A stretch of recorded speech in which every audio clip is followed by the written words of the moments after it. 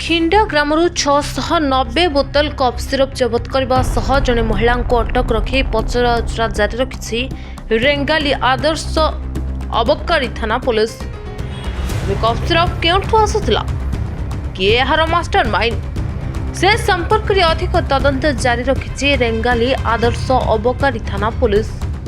Reena Sahu घरटा ठेलकुली Khindar रहुछि ठेलकुली actual घरटा कोठी सोनपुर केते दिन है व्यापार करजो इटा व्यापार करूथली 5-6 बरस गेलो। अच्छा केनो आंसर मार जे जनता जाके जनता कहल जान मान दोथले से तो मरी गेल एक्सीडेंट हो गेल मरी गेल और नहीं बोले क्या नहीं रुजे संगे जे है एक जन कांटेक्ट थिला है जहां न करे दिला है मन करनो केते टका लखा किनसो 230 केते टका बिकसो 350 कहा के बिकसो एटा पिला बनाए सोन कहा के बोले कहर ना धरबो पिला मन आसी ना तुम नसो।